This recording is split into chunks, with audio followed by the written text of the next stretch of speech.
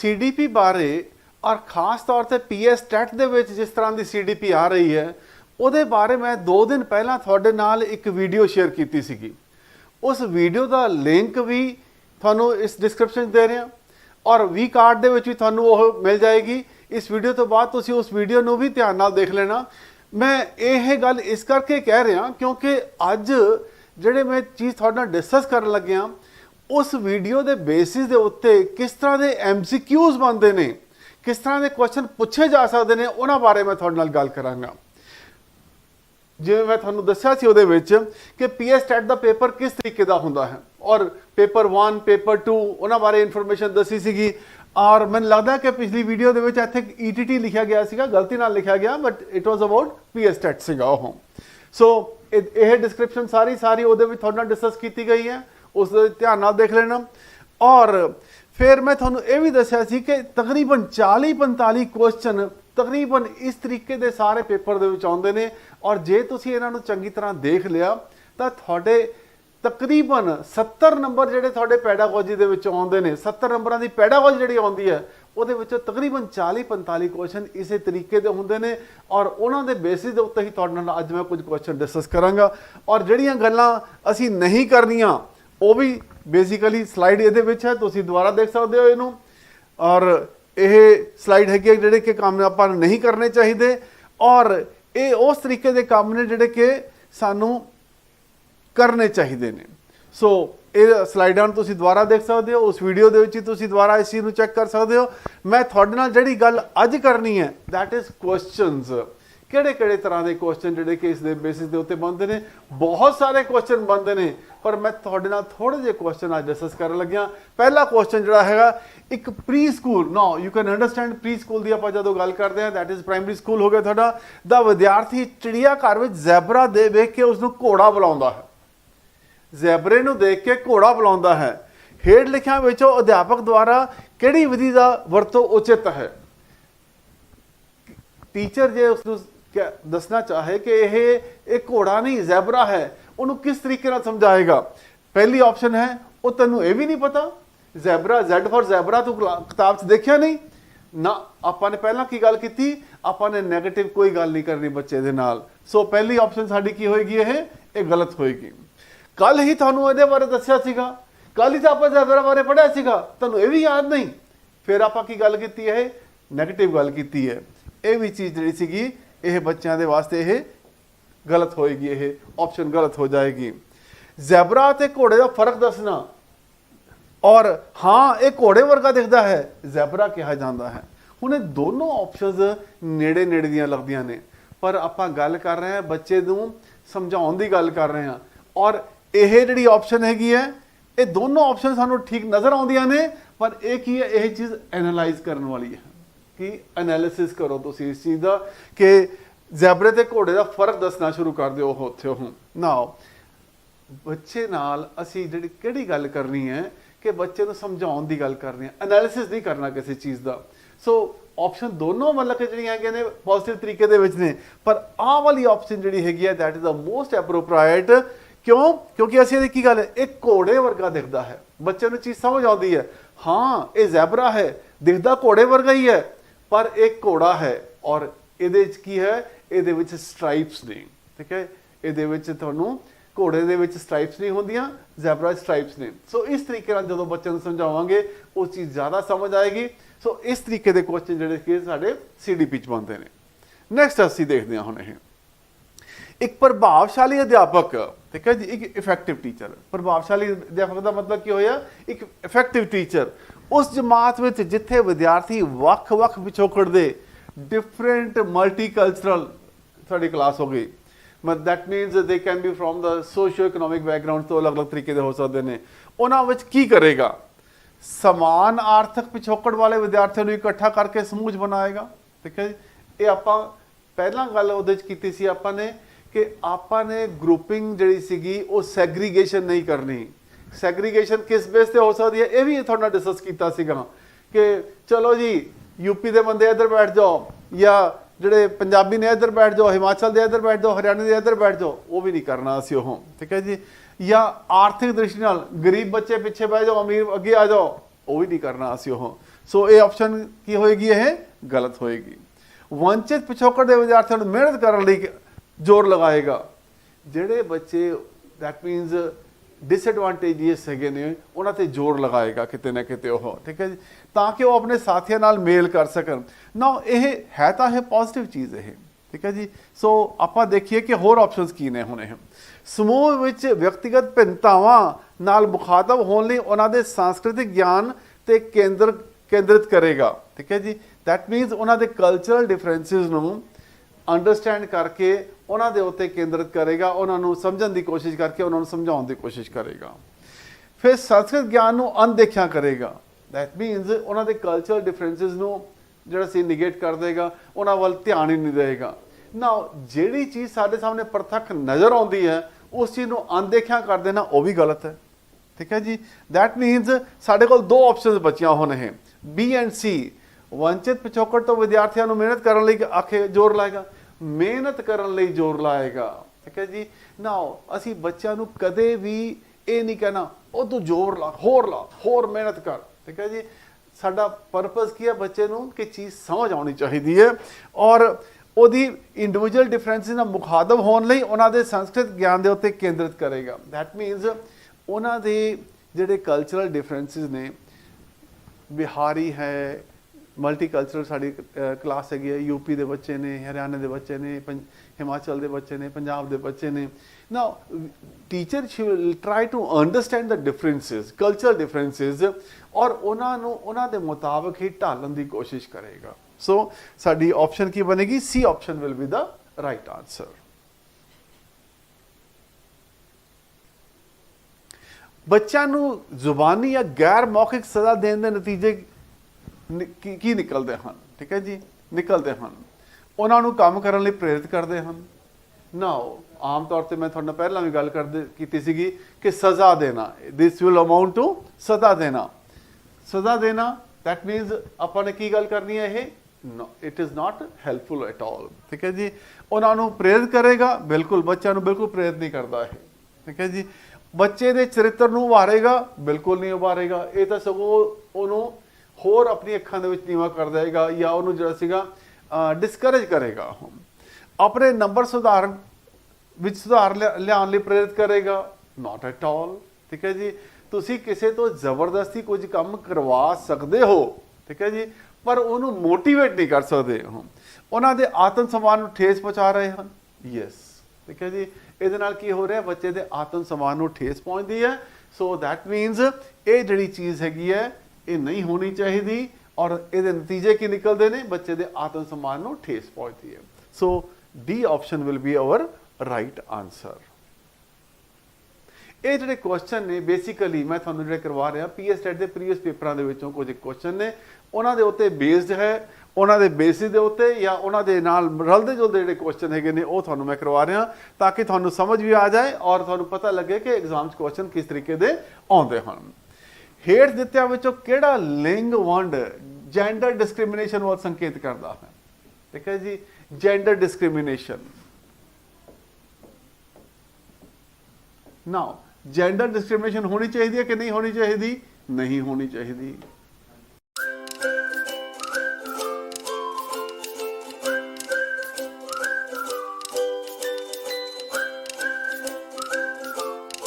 ਠੀਕ ਹੈ ਜੀ। ਸੋ ਸਮਾਜ ਦੁਆਰਾ ਲੜਕਾ ਤੇ ਲੜਕੀ ਨੂੰ ਸੌਂਪੀਆਂ ਗਈਆਂ ਅਸਮਾਨ, ਠੀਕ ਹੈ ਜੀ, ਡਿਫਰੈਂਟ ਰੋਲਸ ਐਂਡ ਰਿਸਪੌਂਸਿਬਿਲਿਟੀਜ਼, ਠੀਕ ਹੈ ਜੀ। ਦੂਜੀ ਆਪਸ਼ਨ ਕੀ ਹੈ, ਲੜਕਾ ਅਤੇ ਲੜਕੀ ਵਿਚਕਾਰ ਜੈਵਿਕ ਅੰਤਰ, ਜੈਨੇਟਿਕ ਡਿਫਰੈਂਸਿਸ ਜਾਂ ਬਾਇਓਲੋਜੀਕਲ ਡਿਫਰੈਂਸਿਸ। ਨਰ ਅਤੇ ਮਾਦਾ ਬੱਚੇ ਦਾ ਅਨੁਪਾਤ, ਠੀਕ ਹੈ ਜੀ, ਉਹਨਾਂ ਦੀ ਫਿਜ਼ੀਕਲ ਅਪੀਅਰੈਂਸ ਬਾਰੇ ਜਿਹੜਾ ਸੀਗਾ ਉਹਨਾਂ ਨੂੰ ਜਿਹੜਾ ਸੀਗਾ ਡਿਫਰੈਂਸਿਸ। ਨਰ ਅਤੇ ਮਾਦਾ ਵਿਦਿਆਰਥੀਆਂ ਵਿਚਕਾਰ ਵੰਡ, ਠੀਕ ਹੈ, ਵਿਚਕਾਰ ਵੰਡ, ਜੈਂਡਰ ਡਿਫਰੈਂਸਿਸ ਬਾਰੇ ਗੱਲ ਕਰਨਾ, ਠੀਕ ਹੈ। ਨਾਓ we should understand one point here, ਠੀਕ ਹੈ। ਮੇਲ ਤੇ ਫੀਮੇਲ ਦੇ ਵਿੱਚ ਫਰਕ ਤਾਂ ਹੈ, ਠੀਕ ਹੈ। ਉਹ ਫਰਕ ਕਿਸ ਤਰ੍ਹਾਂ ਦੇ ਸਾਡੇ, ਉਹ ਜੈਂਡਰ ਡਿਫਰੈਂਸਿਸ ਨੇ। ਨਾਓ ਇਹ but does it point toward gender discrimination? ਇੱਕ ਲੜਕਾ ਹੈ ਇੱਕ ਲੜਕੀ ਹੈ, ਉਹਨਾਂ ਨੂੰ ਪਤਾ ਹੋਣਾ ਕਿ ਮੈਂ ਲੜਕਾ ਹਾਂ ਤੇ ਇਹ ਲੜਕੀ ਹੈ, ਇਸ ਚੀਜ਼ ਨੂੰ ਸਮਝਣਾ ਇਹ ਜੈਂਡਰ ਡਿਸਕ੍ਰਿਮੀਨੇਸ਼ਨ ਵੱਲ ਪੁਆਇੰਟ ਆਊਟ ਨਹੀਂ ਕਰਦਾ। So this will not be the answer. Biological differences, I think ਸਾਨੂੰ ਇਹ ਵੀ ਚੀਜ਼ ਪਤਾ ਹੋਣੀ ਚਾਹੀਦੀ ਹੈ ਕਿ ਅੱਜ ਦੀ ਤਰੀਕ ਦੇ ਵਿੱਚ we try to educate children about the biological differences also, ਔਰ ਕਿਤੇ ਨਾ ਕਿਤੇ ਅਸੀਂ ਇਸ ਤਰ੍ਹਾਂ ਦੀ ਐਜੂਕੇਸ਼ਨ ਦੇਣ ਦੀ ਵੀ ਕੋਸ਼ਿਸ਼ ਕਰਦੇ ਹਾਂ ਤਾਂ ਕਿ ਲੜਕਿਆਂ ਤੇ ਲੜਕੀਆਂ ਨੂੰ ਸਮਝ ਆਵੇ। ਦੈਟ ਮੀਨਸ ਕਿ ਉਹ ਜਦੋਂ ਵੱਡੇ ਹੋਣਗੇ ਤਾਂ ਉਹਨਾਂ ਦੇ ਨਾਲ ਉਹਨਾਂ ਦੀ ਜ਼ਿੰਦਗੀ ਦੇ ਵਿੱਚ ਕੀ ਕੁਝ ਵਾਪਰਦਾ ਹੈ ਔਰ ਲੜਕਿਆਂ ਤੇ ਲੜਕੀ ਦੀ ਜ਼ਿੰਦਗੀ ਦੇ ਵਿੱਚ ਕੀ ਵਾਪਰਦਾ ਹੈ, ਖਾਸ ਤੌਰ ਤੇ ਜਦੋਂ ਐਡੋਲੈਸੈਂਸ ਏਜ ਦੇ ਵਿੱਚ what kind of differences take place, what kind of developments take place, ਠੀਕ ਹੈ। ਸੋ ਇਸ ਚੀਜ਼ ਦਾ ਉਹ ਬੱਚਾ ਨੂੰ ਅਹਿਸਾਸ ਕਰਾਉਣਾ ਉਹ ਚੀਜ਼ ਗਲਤ ਨਹੀਂ ਹੈ, ਠੀਕ ਹੈ। So this is also not the option, ਠੀਕ ਹੈ। ਨਰ ਅਤੇ ਮਾਦਾ ਬੱਚੇ ਦਾ ਅਨੁਪਾਤ, ਠੀਕ ਹੈ, ਫਿਜ਼ੀਕਲ ਡਿਫਰੈਂਸਿਸ ਬਾਰੇ ਆਪਾਂ ਗੱਲ ਕੀਤੀ। ਲੜਕਾ ਅਤੇ ਲੜਕੀ ਵਿਚਕਾਰ ਜੈਨੇਟਿਕ ਐਂਡ ਬਾਇਓਲੋਜੀਕਲ ਡਿਫਰੈਂਸਿਸ, ਜਿਹੜੀ ਚੀਜ਼ ਨੈਚੁਰਲ ਹੈਗੀ ਹੈ ਨੈਚੁਰਲ ਹੈਗੀ ਹੈ, ਇਹ ਡਿਸਕ੍ਰਿਮੀਨੇਸ਼ਨ ਨਹੀਂ। ਸੋ ਇਹ ਵੀ ਸਾਡਾ ਜਵਾਬ ਨਹੀਂ ਹੋਏਗਾ। ਅਸਮਾਨ ਭੂਮਿਕਾਵਾਂ, ਕੁੜੀਆਂ ਨੇ ਤਾਂ ਰੋਟੀ ਬਣਾਉਣੀ ਹੁੰਦੀ ਹੈ, ਭਾਂਡੇ ਮਾਂਜਣੇ ਹੁੰਦੇ ਨੇ, ਸਫਾਈ ਕਰਨੀ ਹੁੰਦੀ ਹੈ, ਮੁੰਡਿਆਂ ਨੇ ਜਾ ਕੇ ਕੰਮ ਕਰਨਾ ਹੁੰਦਾ ਹੈ, ਉਹ ਜਾ ਕੇ ਕਮਾ ਕੇ ਲਿਆਉਂਦੇ ਨੇ। Now that amounts to gender discrimination. So ਇਹ ਜਿਹੜੀ ਚੀਜ਼ ਹੈਗੀ ਹੈ ਕਿਹਦੇ ਵੱਲ ਸੰਕੇਤ ਕਰਦੀ ਹੈ? ਇਹ ਜੈਂਡਰ ਡਿਸਕ੍ਰਿਮੀਨੇਸ਼ਨ ਵੱਲ ਸੰਕੇਤ ਕਰਦੀ ਹੈ। So that means this will be the answer, ਔਰ ਇਹ ਚੀਜ਼ ਜਿਹੜੀ ਸੀਗੀ ਇਹ ਨਹੀਂ ਹੋਣੀ ਚਾਹੀਦੀ। ਤੁਹਾਡੇ ਕੋਲ ਲੜਕਿਆਂ ਅਤੇ ਲੜਕੀਆਂ ਦੀ ਇੱਕ ਮਿਲੀ ਜੁਲੀ ਕਲਾਸ ਹੈ, ਤੁਸੀਂ ਉਹਨਾਂ ਵਿਚਕਾਰ ਸਹਿਯੋਗ ਵਿੱਚ ਸੁਧਾਰ ਕਰਨ ਲਈ ਕਿਹੜੀ ਵਿਧੀ ਅਪਣਾਓਗੇ? ਆਪਸ ਦੇ ਵਿੱਚ ਬॉयਜ਼ ਐਂਡ ਗਰਲਸ ਦੇ ਸ਼ੁੱਡ ਅੰਡਰਸਟੈਂਡ ਈਚ ਅਦਰ, ਠੀਕ ਹੈ। ਜਿਹੜਾ ਪਹਿਲਾ ਟਾਈਮ ਸੀ ਸਾਡਾ ਜਦੋਂ ਅਸੀਂ ਕੁੜੀਆਂ ਤੇ ਮੁੰਡਿਆਂ ਦੀ ਕਲਾਸਾਂ ਵੀ ਅਲੱਗ ਹੁੰਦੀਆਂ ਸੀ, ਸਕੂਲ ਵੀ ਅਲੱਗ ਹੁੰਦੇ ਸੀ, ਅੱਜ ਵੀ ਹੈਗੇ ਨੇ, but we are trying to balance our society also that ਕਿ ਮੁੰਡੇ ਤੇ ਕੁੜੀਆਂ ਨੂੰ ਆਪਸ ਦੇ ਵਿੱਚ ਅਹਿਸਾਸ ਹੋਣਾ ਚਾਹੀਦਾ ਹੈ, ਉਹਨਾਂ ਨੂੰ ਪਤਾ ਹੋਣਾ ਚਾਹੀਦਾ ਕਿ ਸਾਡੇ ਬਾਇਓਲੋਜੀਕਲ ਡਿਫਰੈਂਸਿਸ ਨੇ, ਪਰ ਸਮਾਨਤਾ ਉਹਨਾਂ ਨੂੰ ਕਿ ਅਸੀਂ ਸਾਰੇ ਬਰਾਬਰ ਹਾਂ, ਸਾਡੇ ਦੇ ਵਿੱਚ ਕੋਈ ਫਰਕ ਨਹੀਂ। ਕੁੜੀਆਂ ਨੇ ਵੀ ਵੱਡੇ ਹੋ ਕੇ ਜਿਹੜਾ ਸੀਗਾ ਸੋਸਾਇਟੀ ਦੇ ਵਿੱਚ ਆਪਣਾ ਰੋਲ ਨਿਭਾਉਣਾ, ਮੁੰਡਿਆਂ ਨੇ ਵੀ ਆਪਣਾ ਰੋਲ ਨਿਭਾਉਣਾ ਹੈ, ਔਰ ਦੋਨਾਂ ਦੀ ਬਰਾਬਰ ਦੀ ਜ਼ਿੰਮੇਵਾਰੀ ਹੈ। ਸੋ ਇਹਦੇ ਵਾਸਤੇ ਕਿਹੜੀ ਵਿਧੀ ਅਪਣਾਵਾਂਗੇ ਅਸੀਂ? ਮਾਤਾ ਪਿਤਾ ਨੂੰ ਸਮਾਨਤਾ ਬਾਰੇ ਵਿਚਾਰ ਵਟਾਂਦਰਾ ਕਰਨ ਲਈ ਕਹੋਗੇ? ਪੇਰੈਂਟਸ ਨੂੰ? ਨਾ, ਦੇਖੋ ਜੀ, ਲੱਗਦੀ ਤਾਂ ਮਤਲਬ ਆਪਸ਼ਨ ਇਹ ਵੀ ਠੀਕ ਲੱਗਦੀ ਹੈ। ਕਿਹੜੀ ਵਿਧੀ ਅਪਣਾਓਗੇ? ਮੁੰਡੇ ਤੇ ਕੁੜੀਆਂ ਨੂੰ ਇਕੱਠਾ, ਇਹ ਵੀ ਚੀਜ਼ ਠੀਕ ਲੱਗਦੀ ਹੈ। ਅਜਿਹੇ ਕੰਮ ਦਿਓਗੇ ਜਿਹੜੇ ਇਕੱਠਿਆਂ ਕੀਤੇ ਜਾਣ, ਇਹ ਵੀ ਠੀਕ ਲੱਗਦੀ ਹੈ। ਪਾਠ ਵਿੱਚ ਸਮਾਨਤਾ ਬਾਰੇ ਗੱਲ ਕਰੋਗੇ, ਠੀਕ ਹੈ। ਨਾਓ ਦੈਟ ਮੀਨਸ ਸਾਨੂੰ ਇੱਥੇ ਚਾਰੋਂ ਆਪਸ਼ਨ ਠੀਕ ਲੱਗਦੀਆਂ ਪਈਆਂ ਨੇ। ਹੁਣ ਅਸੀਂ ਕੀ ਕਰਾਂਗੇ? ਇਹਨਾਂ ਨੂੰ ਦੇਖਾਂਗੇ ਕਿਹੜੀ ਆਪਸ਼ਨ ਬੈਸਟ ਆਪਸ਼ਨ ਹੈ। ਆਪਾਂ ਗੱਲ ਕਰ ਪਾਠ ਵਿੱਚ, ਜਦੋਂ ਆਪਾਂ ਪੜ੍ਹਾਉਣ ਦੀ ਗੱਲ ਕਰਦੇ ਹਾਂ, ਠੀਕ ਹੈ, ਕਿਸੇ ਨੂੰ ਸਮਝਾਉਣ ਦੀ ਗੱਲ ਕਰਦੇ ਹਾਂ, ਤਾਂ ਉਦੋਂ ਬੱਚਾ ਉਸ ਚੀਜ਼ ਨੂੰ ਸਮਝਦਾ ਘੱਟ ਹੈ, ਠੀਕ ਹੈ ਜੀ। ਸੋ ਹੈ ਤਾਂ ਇਹ ਵੀ ਠੀਕ, ਪਰ ਇਹ ਇਸ ਚੀਜ਼ ਨੂੰ ਰੈਲੇਵੈਂਸ ਜਿਹੜੀ ਸੀ ਇੱਥੇ ਘੱਟ ਦਿਆਂਗੇ। ਉਹ ਮਾਤਾ ਪਿਤਾ ਨੂੰ ਸਮਾਨਤਾ ਬਾਰੇ ਜਿਹੜਾ ਸੀਗਾ ਗਿਆਨ ਦੇਵਾਂਗੇ। ਨਾਓ ਅਸੀਂ ਗੱਲ ਬੱਚਿਆਂ ਦੀ ਕਰ ਰਹੇ ਹਾਂ ਤਾਂ ਮਾਤਾ ਪਿਤਾ ਨੂੰ ਜਿਹੜਾ ਸੀਗਾ that is a different aspect all together. ਮੁੰਡੇ ਉੱਥੇ ਕੁੜੀਆਂ ਨੂੰ ਇੱਕ ਬੈਂਚ ਨਾਲ ਸਾਂਝਾ ਬੈਠਣ ਨੂੰ ਕਹੋਗੇ ਤੁਸੀਂ, ਉਹ ਕਿ ਤੁਸੀਂ ਇੱਕ ਬੈਂਚ ਤੇ ਇਕੱਠੇ ਬੈਠੋ ਨਾ, ਉਹਦੇ ਨਾਲ ਅਸੀਂ ਇਹ ਤਾਂ ਨਹੀਂ ਕਹਿ ਸਕਦੇ ਕਿ ਉਹਨਾਂ ਸਹਿਯੋਗ ਵੱਧ ਗਿਆ ਉਹਨਾਂ ਦਾ, ਉਹ ਠੀਕ ਹੈ ਜੀ। ਸੋ ਅਜਿਹੇ ਕੰਮ ਦਿਓਗੇ ਜਿਹੜੇ ਇਕੱਠੇ ਮਿਲ ਕੇ ਕਰ ਸਕਣ।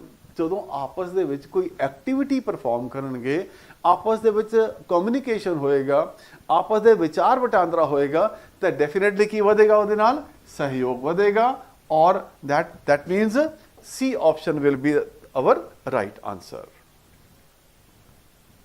ਓਕੇ, ਮੈਨੂੰ ਉਮੀਦ ਹੈ ਕਿ ਤੁਹਾਨੂੰ ਇਹ ਗੱਲਾਂ ਹੁਣ ਸਮਝ ਆ ਰਹੀਆਂ ਹੋਣਗੀਆਂ ਕਿ ਆਪਾਂ ਪਹਿਲਾਂ ਗੱਲ ਕੀਤੀ ਸੀ ਕਿ ਕਿਹੜੇ ਕੰਮ ਕਰਨੇ ਚਾਹੀਦੇ, ਕਿਹੜੇ ਕੰਮ ਨਹੀਂ ਹੋਣੇ ਚਾਹੀਦੇ। ਜਿਹੜੇ ਕੰਮ ਦੇ ਉੱਤੇ ਸਾਨੂੰ ਨੈਗੇਟਿਵ ਗੱਲ ਕੀਤੀ ਸੀ ਆਪਾਂ ਨੇ, ਉਹ ਸਿੱਧੇ ਆਪਾਂ ਨੇ ਉੱਥੇ ਕਾਟੇ ਮਾਰ ਦੇਣੇ ਆ। ਔਰ ਤੁਸੀਂ ਦੇਖੋਗੇ ਕਿ ਜਿਹੜੀਆਂ ਆਪਾਂ ਅੱਜ ਕੁਐਸਚਨ ਕਰ ਰਹੇ ਹਾਂ ਉਹ ਉਹੀ ਚੀਜ਼ਾਂ ਨੇ ਜਿਹੜੀਆਂ ਕਿ ਮੈਂ ਤੁਹਾਡਾ ਪਹਿਲਾਂ ਵੀਡੀਓ 'ਚ ਗੱਲ ਕੀਤੀ ਸੀ। ਇੱਕ ਅਧਿਆਪਕ ਛੋਟੇ ਬੱਚਿਆਂ ਦੀ ਕਲਾਸ ਵਿੱਚ ਸਿਖਲਾਈ ਨੂੰ ਪ੍ਰਭਾਵਸ਼ਾਲੀ ਬਣਾਉਣ ਵਾਸਤੇ, ਠੀਕ ਹੈ ਜੀ, ਇਫੈਕਟਿਵ ਬਣਾਉਣ ਵਾਸਤੇ, ਠੀਕ ਹੈ ਜੀ, ਇੱਥੇ ਮੈਂ ਤੁਹਾਨੂੰ ਨਾਲ ਇੰਗਲਿਸ਼ ਵੀ ਲਿਖ ਦਿੰਦਾ, ਠੀਕ ਹੈ ਜੀ, ਕਿਉਂਕਿ ਕਈ ਵਾਰੀ ਬਹੁਤ ਸਾਰੇ ਅੱਖਰ ਪੰਜਾਬੀ ਦੇ ਵਿੱਚ ਵੀ ਜਿਹੜੇ ਸੀਗੇ ਸਮਝ ਨਹੀਂ ਆਉਂਦੇ। ਇੱਕ ਅਧਿਆਪਕ ਛੋਟੇ ਬੱਚੇ, ਦੈਟ ਮੀਨਸ ਪ੍ਰੀ ਨਰਸਰੀ ਵਾਲੇ ਬੱਚੇ ਹੋ ਗਏ ਤੁਹਾਡੇ, ਉਹ ਪ੍ਰਾਇਮਰੀ ਵਾਲੇ ਬੱਚੇ, ਕਲਾਸ ਸਿਖਲਾਈ ਨੂੰ, ਲਰਨਿੰਗ ਨੂੰ ਇਫੈਕਟਿਵ ਬਣਾਉਣ ਵਾਸਤੇ ਬੱਚਿਆਂ ਨੂੰ ਇਨਾਮ ਦੇ ਕੇ ਉਤਸ਼ਾਹਿਤ ਕਰੇਗਾ। ਆਮ ਤੌਰ ਤੇ ਕਹਿੰਦੇ ਚੱਲ ਤੈਨੂੰ ਟੌਫੀ ਦੇਵਾਂਗੇ, ਤੂੰ ਇਹ ਕੰਮ ਕਰ, ਦੇਖਿਆ ਮੋਟੀਵੇਟ ਹੁੰਦਾ ਬੱਚਾ ਉਹਦਾ।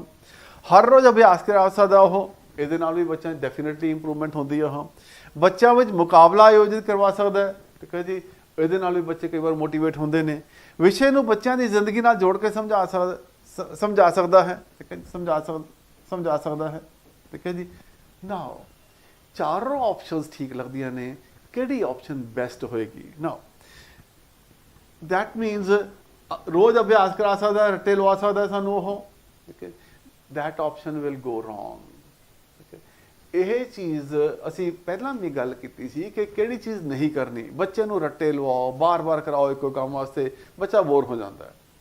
ਸੋ ਇਹ ਜਿਹੜੀ ਚੀਜ਼ ਸੀਗੀ ਇਹ ਫਿਰ ਨਿਗੇਟ ਹੋ ਜਾਏਗੀ ਤੁਹਾਡੀ। ਉਹ ਇਨਾਮ ਤੇ ਉਤਸ਼ਾਹਿਤ ਕਰਨਾ, ਠੀਕ ਹੈ ਜੀ, ਕਿਤੇ ਨਾ ਕਿਤੇ ਇਹ ਚੀਜ਼ ਇਫੈਕਟਿਵ ਜ਼ਰੂਰ ਹੁੰਦੀ ਹੈ, ਬਟ ਸ਼ਾਰਟ ਟਰਮ ਵਾਸਤੇ ਹੁੰਦੀ ਹੈ।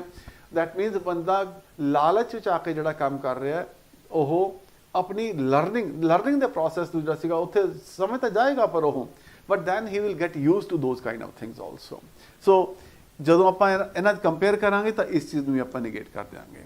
ਬੱਚਾ ਵਿੱਚ ਮੁਕਾਬਲਾ, ਕੰਪੀਟੀਸ਼ਨ, ਆਪਾਂ ਪਹਿਲਾਂ ਹੀ ਗੱਲ ਕੀਤੀ ਸੀਗੀ, ਬੱਚਾ 'ਚ ਕੰਪੀਟੀਸ਼ਨ ਜਿਹੜੀ ਭਾਵਨਾ ਸੀਗੀ ਉਹ ਨਹੀਂ ਕਰਨੀ ਕਿ ਤੂੰ ਚੰਗਾ ਹੈ, ਤੂੰ ਮਾੜਾ ਹੈ, ਤੂੰ ਇਹ ਕਰ ਲਿਆ, ਤੂੰ ਇਹ ਨਹੀਂ ਕਰ ਸਕਦਾ, ਉਹ ਚੀਜ਼ ਨਹੀਂ ਕਰਨੀ ਅਸੀਂ ਉਹ। ਸੋ ਬੱਚਿਆਂ ਦੀ ਜ਼ਿੰਦਗੀ ਦੇ ਨਾਲ ਜੋੜ ਕੇ ਉਹਨਾਂ ਨੂੰ ਸਮਝਾ ਸਕਦਾ ਹਾਂ ਤਾਂ ਉਹਨਾਂ ਨੂੰ ਉਹ ਗੱਲ ਜਲਦੀ ਸਮਝ ਆਏਗੀ। ਜਦੋਂ ਵੀ ਆਪਾਂ ਕੋਈ ਉਦਾਹਰਨ ਦੇਣੀ ਹੈ, ਆਪਣੀ ਲਾਈਫ ਐਗਜ਼ਾਮਪਲ ਦੇ ਕੇ ਆਪਾਂ ਜਦੋਂ ਵੀ ਗੱਲ ਕਰਾਂਗੇ ਤਾਂ ਉਹ ਚੀਜ਼ ਬੱਚਿਆਂ ਨੂੰ ਜ਼ਿਆਦਾ ਜਲਦੀ ਸਮਝ ਆਉਂਦੀ ਹੈ। So fourth option will be the right answer in this case. So ਵਿਸ਼ੇ ਨੂੰ ਬੱਚਿਆਂ ਦੀ ਜ਼ਿੰਦਗੀ ਨਾਲ ਜੋੜ ਕੇ ਸਮਝਾਇਆ ਜਾ ਸਕਦਾ ਹੈ। ਠੀਕ ਹੈ।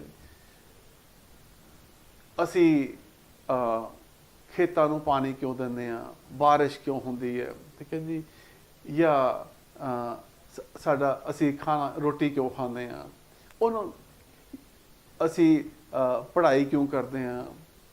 ਇਹਨਾਂ ਚੀਜ਼ਾਂ ਨੂੰ ਜਦੋਂ ਆਪਾਂ ਬੱਚਾ ਆਪਣੇ ਜ਼ਿੰਦਗੀ ਦੇ ਨਾਲ ਜੋੜ ਕੇ ਦੇਖੇਗਾ ਤਾਂ ਉਹਨੂੰ ਉਹ ਚੀਜ਼ਾਂ ਸਮਝ ਆਉਣੀਆਂ ਸ਼ੁਰੂ ਹੋ ਜਾਂਦੀਆਂ ਨੇ। ਸੋ ਉਹਨਾਂ ਨੂੰ ਵੈਸੇ ਹੀ ਮਤਲਬ ਕਿ ਜਿਹੜਾ ਸੀਗਾ ਗੱਲਾਂ ਬਾਤਾਂ ਨਾਲ ਗੱਲ ਕਰੀਏ ਉਸ ਚੀਜ਼ ਦਾ ਕੋਈ ਫਾਇਦਾ ਨਹੀਂ ਹੁੰਦਾ।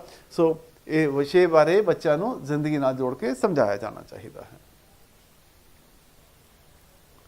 ਵੱਖ-ਵੱਖ ਸਮਾਜਿਕ, ਆਰਥਿਕ ਤੇ ਸੰਸਕ੍ਰਿਤੀ ਪਿਛੋਕੜ ਦੇ ਬੱਚਿਆਂ ਵਾਲਾ ਵਿਭਿੰਨਤਾ ਭਰਿਆ ਕਲਾਸਰੂਮ ਸਾਰੇ ਵਿਦਿਆਰਥੀਆਂ ਦੇ ਸਿੱਖਿਆ ਅਨੁਭਵਾਂ ਨੂੰ ਵਧਾਉਂਦਾ ਹੈ। ਠੀਕ ਹੈ ਜੀ। ਮਲਟੀਕਲਚਰਲ, ਆਪਾਂ ਪਹਿਲਾਂ ਵੀ ਗੱਲ ਕੀਤੀ ਸੀ, ਇੱਕ ਕਲਾਸ ਦੇ ਵਿੱਚ ਅਲੱਗ-ਅਲੱਗ ਪ੍ਰਾਂਤਾਂ ਤੋਂ ਬੱਚੇ ਆਏ ਨੇ, ਅਲੱਗ-ਅਲੱਗ ਤੁਹਾਡੇ ਕਾਸਟ ਤੋਂ ਬੱਚੇ ਨੇ, ਜਾਂ ਉਹਨਾਂ ਦੀ ਕਲਚਰਲ ਬੈਕਗਰਾਊਂਡ ਡਿਫਰੈਂਟ ਜਾਂ ਇਕਨੋਮਿਕ ਬੈਕਗਰਾਊਂਡ ਡਿਫਰੈਂਟ ਹੈ। ਓਕੇ। ਸੋ ਇਹ ਕਥਨ ਕਹਿੰਦਾ ਜੀ ਇਹ ਵਿਦਿਆਰਥੀ ਦੇ ਸਿੱਖਿਆ ਅਨੁਭਵਾਂ ਨੂੰ ਵਧਾਉਂਦਾ ਹੈ। ਇਹਦੇ ਨਾਲ ਬੱਚੇ ਦੀ ਗਰੋਥ ਜਿਹੜੀ ਸੀਗੀ ਵੱਧਦੀ ਹੈ ਔਰ ਉਹਦਾ ਜਿਹੜਾ ਸੀਗਾ ਲਰਨਿੰਗ ਪ੍ਰੋਸੈਸ ਇੰਪਰੂਵ ਹੁੰਦਾ। ਨਾਓ ਇਹ ਕਥਨ ਠੀਕ ਹੈ, ਠੀਕ ਹੈ, ਕਿ ਗਲਤ ਹੈ? ਇਹ ਗਲਤ ਹੈ ਕਿਉਂਕਿ ਬੱਚਾ ਨੂੰ ਉਲਝਾ ਸਕਦਾ ਹੈ। ਠੀਕ ਹੈ। ਬੱਚੇ ਅਲੱਗ-ਅਲੱਗ ਜਗ੍ਹਾ ਤੋਂ ਆਏ ਨੇ, ਕੋਈ ਜਿਵੇਂ ਮੈਂ ਪਹਿਲਾਂ ਗੱਲ ਕੀਤੀ, ਕੋਈ ਯੂਪੀ ਤੋਂ ਆਇਆ, ਕੋਈ ਬਿਹਾਰ ਤੋਂ ਆਇਆ, ਕੋਈ ਹਿਮਾਚਲ ਤੋਂ ਆਇਆ, ਕੋਈ ਪੰਜਾਬ ਤੋਂ ਆਇਆ। ਉਹ ਆਪਣੀ ਭੋਜਪੁਰੀ ਬੋਲ ਰਿਹਾ ਹੈ, ਉਹ ਬਿਹਾਰੀ ਬੋਲ ਰਿਹਾ ਹੈ, ਇਹ ਹਿੰਦੀ ਬੋਲ ਰਿਹਾ ਹੈ, ਪੰਜਾਬੀ ਬੋਲ ਰਿਹਾ ਹੈ, ਬੱਚੇ ਉਲਝ ਜਾਣਗੇ। ਠੀਕ ਹੈ ਜੀ। Now that can be the process. ਠੀਕ ਹੈ ਜੀ। ਸੋ ਇਸ ਚੀਜ਼ ਨੂੰ ਆਪਾਂ ਦੇਖਦੇ ਹਾਂ ਕਿ ਇਹ ਚੀਜ਼ ਠੀਕ ਹੈ ਕਿ ਗਲਤ ਹੈ। ਸਹੀ ਹੈ ਕਿਉਂਕਿ ਬੱਚੇ ਆਪਣੇ ਸਾਥੀਆਂ ਕੋਲੋਂ ਬਹੁਤ ਸਾਰੀਆਂ ਨਿਪੁੰਨਤਾਵਾਂ ਸਿੱਖ ਸਕਦੇ ਹਨ, ਇਹ ਵੀ ਠੀਕ ਲੱਗਦਾ ਸਾਨੂੰ। ਇਹ ਸਹੀ ਹੈ ਕਿਉਂਕਿ ਇਹ ਜਮਾਤ ਨੂੰ ਹੋਰ ਦਰਜਾਬੰਦ ਕਰਦਾ ਹੈ। ਠੀਕ ਹੈ ਜੀ। ਦਰਜਾਬੰਦ ਦੈਟ ਮੀਨਸ ਇਹ ਗਰੁੱਪਿੰਗ ਕਰਦਾ ਹੈ। ਠੀਕ ਹੈ ਜੀ। ਕਿਉਂਕਿ ਬਿਹਾਰੀ ਅਲੱਗ ਹੋ ਗਏ, ਇਸ ਅਲੱਗ ਹੋ ਗਏ। ਆਪਾਂ ਪਹਿਲਾਂ ਗੱਲ ਕੀਤੀ ਸੀ ਗਰੁੱਪਿੰਗ ਗਲਤ ਹੋਏਗੀ, ਸਾਡੀ ਹਮੇਸ਼ਾ ਗਲਤ ਹੋਏਗੀ। That grouping should not take place. So ਇਹ ਆਪਸ਼ਨ ਤਾਂ ਸਾਡੀ ਵੈਸੇ ਹੀ ਗਲਤ ਹੋ ਗਈ। ਉਹ ਗਲਤ ਹੈ ਕਿਉਂਕਿ ਇੱਕ ਬੇਲੋੜੇ ਮੁਕਾਬਲੇ ਦਾ ਕਾਰਨ ਬਣ ਸਕਦੀ ਹੈ। ਠੀਕ ਹੈ ਜੀ। So yes this can lead to kind of ਇਸ ਤਰ੍ਹਾਂ ਦੀ ਸਿਚੁਏਸ਼ਨ ਪੈਦਾ ਹੋ ਸਕਦੀ ਹੈ ਜਦੋਂ ਅਲੱਗ-ਅਲੱਗ ਪਿਛੋਕੜ ਵਾਲੇ ਬੱਚੇ ਹੈਗੇ ਨੇ, ਉਹ ਆਪਣਾ ਗਰੁੱਪ ਬਣਾ ਲੈਣ ਔਰ ਉਹਨਾਂ ਦੇ ਵਿੱਚ ਬੇਲੋੜਾ ਮੁਕਾਬਲਾ ਹੋਵੇ। ਪਰ ਕਲਾਸ ਦੀ ਜਦੋਂ ਲਰਨਿੰਗ ਦੀ ਗੱਲ ਕਰ ਰਹੇ ਹਾਂ ਅਸੀਂ ਇੱਥੇ, ਸਿੱਖਿਆ ਅਨੁਭਵਾਂ ਦੀ ਗੱਲ ਕਰ ਰਹੇ ਹਾਂ ਅਸੀਂ ਇੱਥੇ, ਤਾਂ ਉਹਦੇ ਵਿੱਚ ਕੀ ਹੋਏਗਾ? ਪਹਿਲੀ ਗੱਲ ਤਾਂ ਅਸੀਂ ਗਰੁੱਪਿੰਗ ਹੋਣ ਨਹੀਂ ਦੇਣੀ। ਜਦੋਂ ਗਰੁੱਪਿੰਗ ਨੂੰ ਅਸੀਂ ਅਵੋਇਡ ਕਰਾਂਗੇ ਔਰ ਟੀਚਰ ਦਾ ਰੋਲ ਇਹਦੇ ਵਿੱਚ ਹੋਏਗਾ ਕਿ ਸਾਰੇ ਬੱਚਿਆਂ ਨੂੰ ਜਿਹੜਾ ਸੀਗਾ ਉਹਨਾਂ ਨੂੰ ਉਹ ਕਲਾਸ ਦੇ ਵਿੱਚ ਸਮਾਯੋਜਨ ਕਰ ਸਕੇ, ਉਹਨਾਂ ਨੂੰ ਜਿਹੜਾ ਸੀ ਉਹਨਾਂ ਨੂੰ ਬਰਾਬਰ ਕਰ ਸਕੇ, ਇੱਕ ਲੈਵਲ ਤੇ ਲੈ ਕੇ ਆ ਸਕੇ। ਸੋ ਇਹ ਆਪਸ਼ਨ ਵੀ ਜਿਹੜੀ ਸੀਗੀ ਇਹ ਗਲਤ ਹੋ ਜਾਏਗੀ ਕਿਉਂਕਿ ਜੇ ਅਲੱਗ-ਅਲੱਗ ਬੈਕਗਰਾਊਂਡ ਤੋਂ ਬੱਚੇ ਆ ਰਹੇ ਨੇ ਤਾਂ ਉਹਨਾਂ ਤੋਂ ਅਸੀਂ ਕੀ ਸਿੱਖਦੇ ਹਾਂ? ਉਹਨਾਂ ਦੇ ਐਕਸਪੀਰੀਅੰਸਿਸ ਅਸੀਂ ਬਹੁਤ ਕੁਝ ਸਿੱਖਦੇ ਹਾਂ। ਸੋ ਡੈਫੀਨੇਟਲੀ ਬੱਚਿਆਂ ਦੇ ਆਪਣੇ ਸਾਥੀਆਂ ਕੋਲੋਂ ਬਹੁਤ ਸਾਰੀਆਂ ਨਿਪੁੰਨਤਾਵਾਂ ਸਿੱਖ ਸਕਦੇ ਹਨ। ਮੈਂ ਪੰਜਾਬ ਤੋਂ ਬਿਲੋਂਗ ਕਰਦਾ, ਮੈਂ ਪੰਜਾਬੀ ਆਉਂਦੀ ਹੈ, ਮੇਰੇ ਤੋਂ ਬੱਚੇ ਪੰਜਾਬੀ ਵੀ ਸਿੱਖ ਸਕਦੇ ਨੇ, ਜਾਂ ਮੇਰੇ ਕਲਚਰ ਬਾਰੇ ਉਹ ਬਹੁਤ ਸਾਰੀ ਚੀਜ਼ਾਂ ਜਾਣ ਸਕਦੇ ਨੇ। ਉਹ ਜਿਹੜੇ ਪੰਜਾਬ ਵਾਲੇ ਬੱਚੇ ਨੇ ਉਹ ਦੂਜੀਆਂ ਲੈਂਗੁਏਜਸ ਬਾਰੇ ਉਹਨਾਂ ਨੂੰ ਅਨੁਭਵ ਹੋਏਗਾ, ਡਾਈਵਰਸਿਟੀ ਬਾਰੇ ਪਤਾ ਲੱਗਦਾ ਹੈ, ਦੇਸ਼ ਦੇ ਕਲਚਰ ਬਾਰੇ ਪਤਾ ਲੱਗਦਾ ਹੈ। ਸੋ ਇਹ ਜਿਹੜੀਆਂ ਚੀਜ਼ਾਂ ਨੇ ਬੱਚੇ ਉਹਨਾਂ ਤੋਂ ਸਿੱਖਦੇ ਨੇ, ਇਹਨਾਂ ਦਾ ਨੁਕਸਾਨ ਨਹੀਂ ਹੁੰਦਾ, ਇਹਨਾਂ ਦਾ ਫਾਇਦਾ ਹੁੰਦਾ ਹੈ। ਠੀਕ ਹੈ ਜੀ। ਸੋ ਇਹ ਜਿਹੜੀ option that will the best option. So B option ਜਿਹੜਾ ਸੀ ਸਾਡਾ ਆਨਸਰ ਹੋਏਗਾ। ਇਹ ਜਿਹੜਾ ਸੀਗਾ ਉਲਝਾਸ, ਬੱਚੇ ਟੀਚਰ ਬੈਠਾ ਕਿਹਦੇ ਵਾਸਤੇ ਹੈ ਕਿ ਬੱਚਿਆਂ ਨੂੰ ਉਲਝਣ ਨਾ ਦੇਵੇ। ਠੀਕ ਹੈ, ਉਹਨਾਂ 'ਚ ਉਲਝਾਹਟ ਨਾ ਪੈਦਾ ਹੋਵੇ। So best option will B our B option ਸਾਡਾ ਇਹਦੇ ਵਿੱਚ ਜਵਾਬ ਹੋਏਗਾ।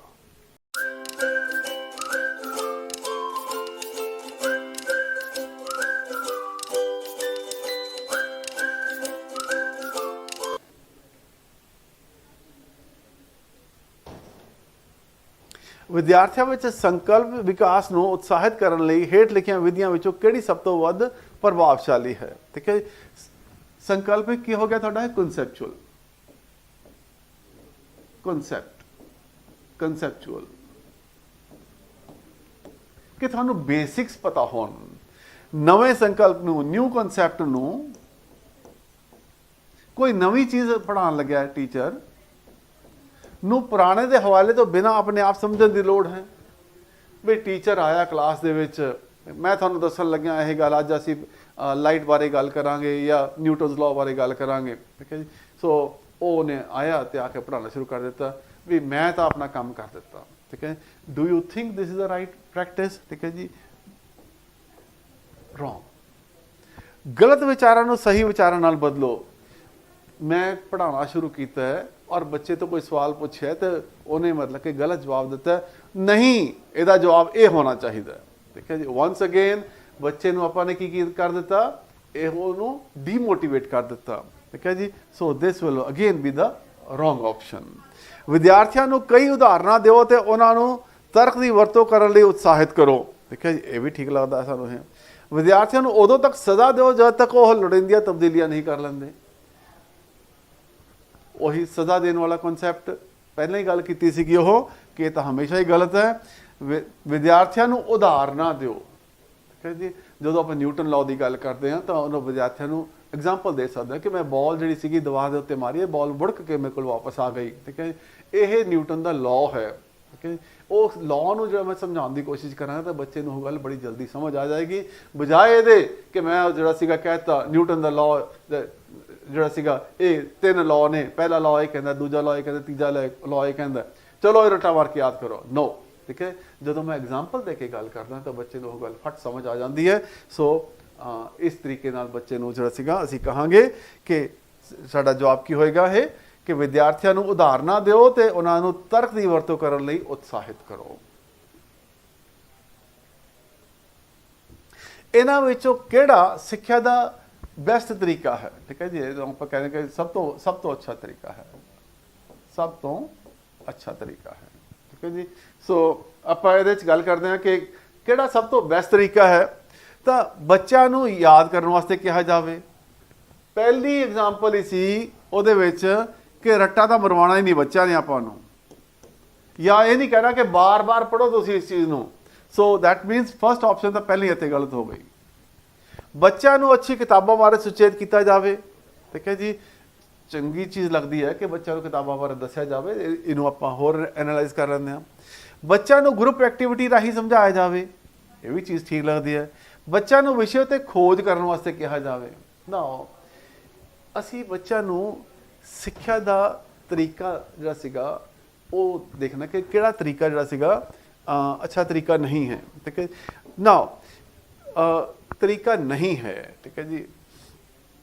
ਓਕੇ, ਆਈ ਥਿੰਕ ਕੁਐਸਚਨ ਜਿਹੜਾ ਸੀਗਾ ਇੱਥੇ ਥੋੜ੍ਹਾ ਜਿਹਾ ਸਾਨੂੰ ਇਹਨੂੰ ਥੋੜ੍ਹਾ ਜਿਹਾ ਤਰੀਕਾ ਨਹੀਂ ਹੈ। ਠੀਕ ਹੈ, ਇਹ ਤਾਂ ਤਰੀਕਾ ਹੈ ਹੀ ਨਹੀਂ ਹੈ। ਠੀਕ ਹੈ ਜੀ। ਬੱਚਿਆਂ ਨੂੰ ਕਿਤਾਬਾਂ ਬਾਰੇ ਸੁਚੇਤ ਕੀਤਾ ਜਾਵੇ। ਯੈਸ, ਬੱਚਿਆਂ ਨੂੰ ਦੱਸਣਾ ਚਾਹੀਦਾ। ਬੱਚਿਆਂ ਨੂੰ ਗਰੁੱਪ ਐਕਟੀਵਿਟੀ ਰਾਹੀਂ ਸਮਝਾਇਆ ਜਾਵੇ। ਬੱਚਿਆਂ ਨੂੰ ਵਿਸ਼ੇ ਉੱਤੇ ਖੋਜ ਕਰਨ ਵਾਸਤੇ ਕਿਹਾ ਜਾਵੇ। ਨਾ, ਇਹ ਇਹ ਲੱਗਦੇ ਨੇ ਕਿ ਸਾਰੇ ਠੀਕ ਨੇ। ਜੇ ਕੁਐਸਚਨ ਇਹ ਹੋਵੇ ਕਿ ਇਹਨਾਂ ਵਿੱਚੋਂ ਕਿਹੜਾ ਸਭ ਤੋਂ ਅੱਛਾ ਤਰੀਕਾ ਹੈ, ਜੇ ਆਪਾਂ ਇਸ ਤਰ੍ਹਾਂ ਗੱਲ ਕਰੀਏ ਕਿ ਕਿਹੜਾ ਸਭ ਤੋਂ ਅੱਛਾ ਤਰੀਕਾ ਹੈ, ਤਾਂ ਕਿਹੜਾ ਆਨਸਰ ਬਣ ਜਾਏਗਾ ਸਾਡਾ? ਇਹ ਵਾਲਾ ਆਨਸਰ ਬਣ ਜਾਏਗਾ ਕਿ ਬੱਚਿਆਂ ਨੂੰ ਕਲਾਸ ਵਿੱਚ ਗਰੁੱਪ ਐਕਟੀਵਿਟੀ ਰਾਹੀਂ ਸਮਝਾਇਆ ਜਾਵੇ। ਸੋ ਕੁਐਸਚਨ ਸਾਡਾ ਇਹ ਹੋਣਾ ਚਾਹੀਦਾ ਇਹਦੇ ਵਿੱਚ, ਇਹਨਾਂ ਵਿੱਚੋਂ ਸਿੱਖਿਆ ਦਾ ਸਭ ਤੋਂ ਅੱਛਾ ਤਰੀਕਾ ਕਿਹੜਾ ਹੈ? ਤਾਂ ਸਭ ਤੋਂ ਅੱਛਾ ਤਰੀਕਾ ਕਿਹੜਾ ਹੋਏਗਾ? ਬੱਚਿਆਂ ਨੂੰ ਕਲਾਸ ਵਿੱਚ ਗਰੁੱਪ ਐਕਟੀਵਿਟੀ ਰਾਹੀਂ ਸਮਝਾਇਆ ਜਾਵੇ। ਠੀਕ ਹੈ ਜੀ। ਸੋ ਦੈਟ ਸ਼ੁਡ ਬੀ ਦਾ, ਜੇ ਕੁਐਸਚਨ ਸਾਡੇ ਕੋਲ ਇਹ ਹੋਵੇ ਕਿ ਕਿਹੜਾ ਅੱਛਾ ਤਰੀਕਾ ਨਹੀਂ ਹੈ, ਤਾਂ ਫਿਰ ਸਾਡਾ ਪਹਿਲਾ ਆਨਸਰ ਹੋ ਜਾਏਗਾ ਕਿ ਬੱਚਿਆਂ ਨੂੰ ਯਾਦ ਕਰਨ ਵਾਸਤੇ ਕਿਹਾ ਜਾਵੇ। ਠੀਕ ਹੈ। ਨਾਓ ਦੈਟ ਇਜ਼ ਹਾਊ, ਮੈਂ ਤੁਹਾਨੂੰ ਦੋਨੋਂ ਚੀਜ਼ਾਂ ਦੱਸੀਆਂ ਇੱਥੇ ਹੈ ਕਿ ਕਿਹੜਾ ਅੱਛਾ ਤਰੀਕਾ ਨਹੀਂ ਹੈ। ਠੀਕ ਹੈ ਜੀ, ਕਿ ਬੱਚਿਆਂ ਨੂੰ ਯਾਦ ਕਰਨ ਵਾਸਤੇ ਕਹਿ ਦਿਓ। ਇਹ ਵੀ ਕਿਤੇ ਨਾ ਕਿਤੇ ਤਾਂ ਹੈਲਪ ਕਰਦਾ ਹੈ, ਇਹ ਸਭ ਤੋਂ ਜ਼ਿਆਦਾ ਹੈਲਪ ਕਰਦਾ ਹੈ। ਇਹ ਵੀ ਕਿਤੇ ਨਾ ਕਿਤੇ ਹੈਲਪ ਕਰੇਗਾ ਜੇ ਬੱਚਾ ਉਸ ਲੈਵਲ ਦਾ ਹੈ, ਆਪਾਂ ਪ੍ਰਾਇਮਰੀ ਲੈਵਲ ਦਾ ਬੱਚਾ ਨਹੀਂ, ਜਿਹੜਾ ਸੀਗਾ ਬੱਚਾ ਸੈਕੰਡਰੀ ਲੈਵਲ ਦਾ ਬੱਚਾ ਹੋ ਗਿਆ, ਖੋਜ ਕਰ ਸਕਦਾ ਉਹ। ਬਟ ਜੇ ਬੱਚੇ ਛੋਟੇ ਨੇ ਔਰ ਜੇ ਆਪਾਂ ਕਹੀਏ ਕਿ ਕਿਹੜਾ ਸਭ ਤੋਂ ਚੰਗਾ ਤਰੀਕਾ ਹੈ, ਤਾਂ ਸਭ ਤੋਂ ਚੰਗਾ ਤਰੀਕਾ ਕਿਹੜਾ ਹੋਏਗਾ? This will B C option, ਜਿਹੜਾ ਸੀ ਸਾਡਾ ਇਹ ਬੈਸਟ ਆਪਸ਼ਨ ਬਣ ਜਾਏਗੀ ਸਾਡੀ ਇਹ। ਹਾਂਜੀ, ਬੋਲਣ ਦੇ ਵਿਕਾਰ। ਠੀਕ ਹੈ, ਬੱਚਾ ਪ੍ਰੋਪਰਲੀ ਗੱਲ ਨਹੀਂ ਕਰ ਸਕਦਾ, ਸਟੈਮਰ ਕਰਦਾ ਹੈ ਜਾਂ ਉਹਨੂੰ ਬੋਲਣ ਵਿੱਚ ਦਿੱਕਤ ਆਉਂਦੀ ਹੈ, ਉਹਦੀ ਕਿਸ ਤਰੀਕੇ ਨਾਲ ਸਹਾਇਤਾ ਕੀਤੀ ਜਾ ਸਕਦੀ ਹੈ? ਉਹਨਾਂ ਨੂੰ ਕਲਾਸਰੂਮ ਵਿੱਚ ਵਿਚਾਰ ਪ੍ਰਗਟ ਕਰਨ ਲਈ ਉਤਸ਼ਾਹਿਤ ਕੀਤਾ ਜਾਵੇ। ਠੀਕ ਹੈ, it seems okay, it seems to be right also. ਉਹਨਾਂ ਨੂੰ ਸਹੀ ਧੁਨੀਆਂ ਦਾ ਉਚਾਰਨ ਵਿੱਚ ਸਹਾਇਤਾ ਕਰਨਾ। ਠੀਕ ਹੈ ਜੀ, ਇਹ ਵੀ ਸਾਨੂੰ ਠੀਕ ਲੱਗਦਾ ਕਿਤੇ ਨਾ ਕਿਤੇ। ਇਹ ਉਹਨਾਂ ਦੀ ਆਪਣੀ ਤਰੁੱਟੀਆਂ ਸੁਣਨ ਵਿੱਚ ਸਹਾਇਤਾ ਕਰਨਾ, ਇਹ ਵੀ ਠੀਕ ਲੱਗਦਾ। ਠੀਕ ਹੈ ਜੀ, ਪੂਰੀ ਜਾਂਚ ਲਈ ਵਿਸ਼ੇਸ਼ਕ ਕੋਲ ਭੇਜਣਾ। ਨਾ ਬੋਲਣ ਦੇ ਵਿਕਾਰ ਵਾਲੇ ਬੱਚਿਆਂ ਦੀ ਕਿਸ ਤਰ੍ਹਾਂ ਸਹਾਇਤਾ ਕੀਤੀ ਜਾ ਸਕਦੀ ਹੈ? ਠੀਕ ਹੈ ਜੀ। ਨਾ ਸਭ ਤੋਂ ਪਹਿਲਾਂ ਤਾਂ ਇਹ ਹੈਗਾ ਕਿ ਬੱਚੇ ਦਾ ਪਹਿਲਾਂ ਤਾਂ ਪ੍ਰੋਪਰ ਐਨਾਲਿਸਿਸ ਹੋ ਜਾਏ ਕਿ ਉਹ ਕੋਈ ਗਾਈਡ ਕਰ ਸਕੇ, ਕਿਉਂਕਿ ਹਰ ਟੀਚਰ ਦੇ ਕੋਲ ਉਹ ਵਿਸ਼ੇਸ਼ਤਾ ਨਹੀਂ ਹੈ ਕਿ ਉਹ ਬੱਚੇ ਦੀ ਕਮਜ਼ੋਰੀ ਨੂੰ ਉਹਨੂੰ ਠੀਕ ਕਰ ਸਕੇ ਜਾਂ ਉਹਦੇ ਉਚਾਰਨ ਨੂੰ ਠੀਕ ਕਰ ਸਕੇ। ਜੇ ਕਿਸੇ ਵਿਸ਼ੇਸ਼ਕ ਦੇ ਕੋਲ ਭੇਜਿਆ ਜਾਏਗਾ ਤਾਂ ਡੈਫੀਨੇਟਲੀ ਉਹਦੀ ਸਹਾਇਤਾ ਸਭ ਤੋਂ ਜ਼ਿਆਦਾ ਹੋਏਗੀ। ਸਪੀਚ ਡਿਫਾਰਮਿਟੀ, ਠੀਕ ਹੈ ਨਾ, ਜਾਂ ਸਪੀਚ ਡੈਫੀਸ਼ੀਐਂਸੀ ਜਿੱਥੇ ਵੀ ਆ ਜਾਂਦੀ ਹੈ, ਤਾਂ ਬਹੁਤ ਸਾਰੇ ਇਸ ਤਰ੍ਹਾਂ ਦੇ ਸਪੀਚ ਥੈਰੇਪਿਸਟ ਦੇ ਨਾਲ ਜਿਹੜੇ ਸੀਗੀ ਉਹਨਾਂ ਦੀ ਸਪੀਚ ਦੇ ਵਿੱਚ ਇੰਪਰੂਵਮੈਂਟ ਹੁੰਦੀ ਹੈ। ਸੋ ਅੱਜ ਕੱਲ੍ਹ ਦੇ ਟਾਈਮ ਦੇ ਵਿੱਚ ਇਹ ਸਾਰੀਆਂ ਆਪਸ਼ਨਾਂ ਸਾਨੂੰ ਲੱਗਦੀਆਂ ਠੀਕ ਸੀਗੀਆਂ ਇਹ, ਠੀਕ ਹੈ, ਪਰ ਬੈਸਟ ਆਪਸ਼ਨ ਕਿਹੜੀ ਹੋਏਗੀ ਸਾਡੀ ਇਹ ਕਿ ਉਸ ਨੂੰ ਸਪੀਚ ਥੈਰੇਪੀ ਵਾਸਤੇ ਸਪੀਚ ਜਿਹੜਾ ਥੈਰੇਪਿਸਟ ਹੈਗਾ ਉਹਦੇ ਕੋਲ ਭੇਜਿਆ ਜਾਵੇ, ਵਿਸ਼ੇਸ਼ਕ ਦੇ ਕੋਲ ਉਹਨੂੰ ਭੇਜਿਆ ਜਾਵੇ, ਤਾਂ ਉਹਦੀ ਸਭ ਤੋਂ ਵੱਧ ਸਹਾਇਤਾ ਹੋ ਸਕਦੀ ਹੈ ਔਰ ਉਹ ਬਹੁਤ ਜਲਦੀ ਉਹਦੇ ਨਾਲ ਇੰਪਰੂਵ ਕਰ ਸਕਦਾ ਹੈ। ਕਲਾਸ ਦੇ ਵਿੱਚ ਜੇ ਕੁਐਸਚਨ ਆਵੇ ਤਾਂ ਸਾਡਾ ਜਵਾਬ ਕੁਝ ਹੋਰ ਹੋਏਗਾ, ਪਰ ਇੱਥੇ ਸਾਡੇ ਕੋਲ 4 ਆਪਸ਼ਨਾਂ ਨੇ ਔਰ 4 ਆਪਸ਼ਨਾਂ ਦੇ ਵਿੱਚ ਜਿਹੜੀ ਇੱਕ ਆਪਸ਼ਨ ਸਾਡੇ ਕੋਲ ਹੈਗੀ ਹੈ ਕਿ ਉਹਨੂੰ ਕਿਸੇ ਸਪੈਸ਼ਲਿਸਟ ਦੇ ਕੋਲ ਭੇਜਿਆ ਜਾਵੇ ਤਾਂ ਕਿ ਉਹ ਸਪੀਚ ਨੂੰ ਇੰਪਰੂਵ ਕਰ ਸਕੇ। ਤਾਂ ਸਾਡੀ ਰਾਈਟ ਆਨਸਰ ਹੈ ਤਾਂ ਕੀ ਬਣੇਗਾ? ਇਹ ਵਾਲਾ ਬਣੇਗਾ। ਇੱਕ ਪ੍ਰਭਾਵਸ਼ਾਲੀ ਇਫੈਕਟਿਵ ਟੀਚਰ ਨੂੰ ਇਹਨਾਂ ਵਿੱਚੋਂ ਕੀ ਕਰਨਾ ਚਾਹੀਦਾ ਹੈ? ਵਿਦਿਆਰਥੀਆਂ ਨੂੰ ਜਵਾਬ ਲਿਖਵਾਉਣਾ ਚਾਹੀਦਾ ਹੈ। ਚਲੋ ਵੀ ਲਿਖੋ, ਠੀਕ ਹੈ ਜੀ, ਹਿੰਦੁਸਤਾਨ ਦਾ ਪ੍ਰਾਈਮ ਮਿਨਿਸਟਰ ਕੌਣ ਹੈ, ਇੰਗਲੈਂਡ ਦਾ ਪ੍ਰਾਈਮ ਮਿਨਿਸਟਰ ਕੌਣ ਹੈ, ਲਿਖੋ ਜੀ, ਠੀਕ ਹੈ ਜੀ, ਇਹਦਾ ਜਵਾਬ ਇਹ ਹੈ, ਇਹਦਾ ਜਵਾਬ ਇਹ ਹੈ, ਠੀਕ ਹੈ ਜੀ। So that is one way of teaching also ਕਿ ਵਿਦਿਆਰਥੀਆਂ ਨੂੰ ਜਵਾਬ ਲਿਖਵਾਉਣਾ। ਸਮੂਹਿਕ ਸਿਖਲਾਈ ਬਜਾਏ ਵਿਅਕਤੀਗਤ ਸਿਖਲਾਈ ਦੇ ਉੱਤੇ ਧਿਆਨ ਕੇਂਦਰਿਤ ਕਰਨਾ। ਵਿਦਿਆਰਥੀਆਂ ਨੂੰ ਸਵਾਲ ਪੁੱਛ ਕੇ ਜਾਂ ਕਲਾਸ ਵਿੱਚ ਵਿਘਨ ਨਾ ਪਾਉਣ ਦੀ ਸਲਾਹ ਦੇਣਾ। ਬਈ ਮੈਂ ਬੋਲਣ ਲੱਗਿਆ ਕਲਾਸ ਦੇ ਵਿੱਚ, ਬੋਲਣਾ ਨਹੀਂ ਕਿਸੇ ਨੇ, ਵਿੱਚ ਡਿਸਟਰਬ ਨਹੀਂ ਕਰਨਾ, ਠੀਕ ਹੈ ਜੀ। Now once again, does it motivate the children? No, it doesn't motivate the children. ਅਸੀਂ ਪਹਿਲਾਂ ਕੀ ਗੱਲ ਕੀਤੀ ਸੀਗੀ ਕਿ ਕਿਹੜੇ ਕੰਮ ਹੋਣੇ ਚਾਹੀਦੇ ਨੇ? ਬੱਚਿਆਂ ਨੂੰ ਆਪਣਾ ਐਕਸਪ੍ਰੈਸ ਕਰਨ ਦਾ ਮੌਕਾ ਦੇਣਾ ਚਾਹੀਦਾ ਹੈ।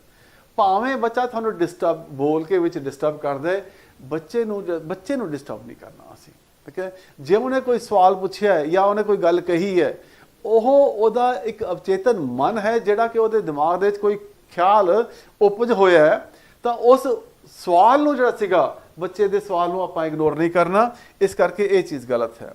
ਕਲਾਸ ਦੇ ਹਰ ਇੱਕ ਵਿਦਿਆਰਥੀ ਨਾਲ ਸੰਪਰਕ ਵਿੱਚ ਰਹਿਣਾ ਚਾਹੀਦਾ ਹੈ, ਠੀਕ ਹੈ ਜੀ।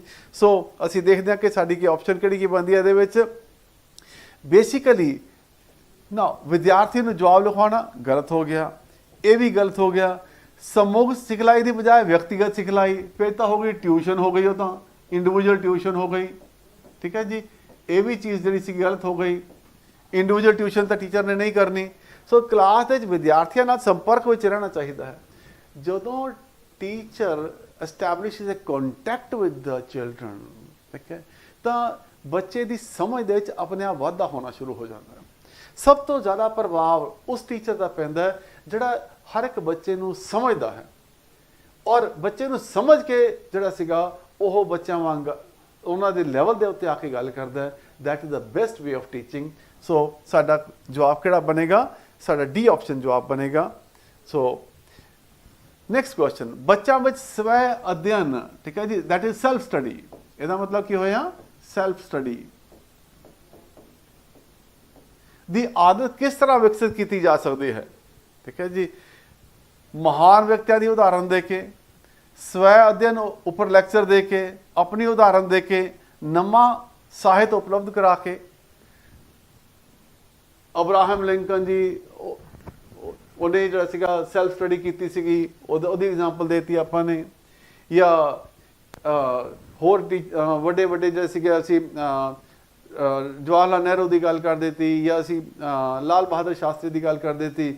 ਦੇਖੋ ਜੀ ਉਹ ਕਿੰਨੇ ਵੱਡੇ ਵੱਡੇ ਲੀਡਰ ਬਣ ਗਏ ਔਰ ਉਹਨਾਂ ਨੇ ਆਪ ਜਿਹੜਾ ਸੀਗਾ ਪੜ੍ਹਾਈਆਂ ਕੀਤੀਆਂ। ਉਹ ਨਾ ਇਸ ਤਰ੍ਹਾਂ ਦੀ ਐਗਜ਼ਾਮਪਲ ਦੇਤੀਆਂ ਅਸੀਂ। ਸਵੈ ਅਧਿਐਨ ਉੱਪਰ ਲੈਕਚਰ ਦੇ ਕੇ ਸੈਲਫ ਸਟੱਡੀ ਦੇ ਬਹੁਤ ਫਾਇਦੇ ਹੁੰਦੇ ਨੇ ਵੀ, ਠੀਕ ਹੈ ਜੀ। ਸਾਰੇ ਬੱਚਿਆਂ ਨੂੰ ਸੈਲਫ ਸਟੱਡੀ ਜ਼ਰੂਰ ਕਰਨੀ ਚਾਹੀਦੀ ਹੈ। ਠੀਕ ਹੈ, ਕਲਾਸ ਵੀ ਆ ਕੇ ਪੜ੍ਹੋ, ਪਰ ਤੁਸੀਂ ਸੈਲਫ ਸਟੱਡੀ ਕਰੋਗੇ ਤਾਂ ਤੁਹਾਨੂੰ ਬਹੁਤ ਫਾਇਦਾ ਹੋਏਗਾ। ਠੀਕ ਹੈ, ਮੈਂ ਲੈਕਚਰ ਦੇਣਾ ਸ਼ੁਰੂ ਕਰ ਦਿੱਤਾ ਉਹਦੇ ਉੱਤੇ ਉਹ, ਠੀਕ ਹੈ ਜੀ। ਆਪਣੀ ਉਦਾਹਰਨ ਦੇ ਕੇ, ਨਵਾਂ ਸਾਹਿਤ ਉਪਲਬਧ ਕਰਾ ਕੇ। ਨਾ ਇੱਥੇ ਨਵਾਂ ਸਾਹਿਤ ਉਪਲਬਧ ਕਰਾ ਕੇ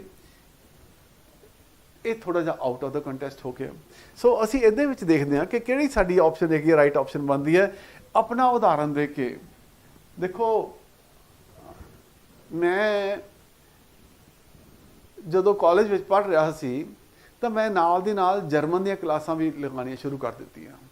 ਮੈਂ ਜਰਮਨ ਲੈਂਗੁਏਜ ਸਿੱਖ ਲਿੱਤੀ, ਜਾਂ ਮੈਂ ਰਸ਼ੀਅਨ ਲੈਂਗੁਏਜ ਸਿੱਖ ਲਿੱਤੀ, ਜਾਂ ਮੈਂ ਸੰਸਕ੍ਰਿਤ ਲੈਂਗੁਏਜ ਸਿੱਖ ਲਿੱਤੀ ਔਰ ਮੈਨੂੰ ਉਹਦਾ ਬਹੁਤ ਫਾਇਦਾ ਹੋਇਆ। ਮੈਨੂੰ ਲੈਕਚਰਸ ਅਲੱਗ ਮਿਲ ਜਾਂਦੇ ਨੇ, ਮੈਨੂੰ ਇਕਨੋਮਿਕਲੀ ਬੈਨੀਫਿਟ ਹੋ ਜਾਂਦਾ ਹੈ। ਮੈਂ ਉਹ ਲਿਟਰੇਚਰ ਪੜ੍ਹ ਕੇ ਜਿਹੜਾ ਸੀ ਆਪਣਾ ਗਿਆਨ ਵਧਾ ਸਕਦਾ। ਸੋ ਜਦੋਂ ਆਪਾਂ ਐਗਜ਼ਾਮਪਲ ਦੇ ਬੇਸਿਸ ਦੇ ਉੱਤੇ ਗੱਲ ਕਰਦੇ ਹਾਂ ਆਪਣੀ, ਨਾ ਇਹ ਦੇਖੋ ਦੋਨੋਂ ਐਗਜ਼ਾਮਪਲ ਦੇ ਬੇਸ ਦੇ ਕੁਐਸਚਨ ਇਹ। ਅਸੀਂ ਗੱਲ ਕਰ ਰਹੇ ਹਾਂ ਇੱਥੇ ਕਿਸੇ ਹੋਰ ਬੰਦੇ ਦੀ, ਪਰ ਬੱਚਿਆਂ ਦੇ ਸਾਹਮਣੇ ਕੌਣ ਖੜਾ ਹੈ? ਬੱਚਿਆਂ ਦੇ ਸਾਹਮਣੇ ਅਬਰਾਹਮ ਲਿੰਕਨ ਖੜਾ ਹੈ ਕਿ ਜਵਾਹਰ ਲਾਲ ਨਹਿਰੂ ਖੜੇ ਨੇ ਜਾਂ ਮਹਾਤਮਾ ਗਾਂਧੀ ਖੜੇ ਨੇ?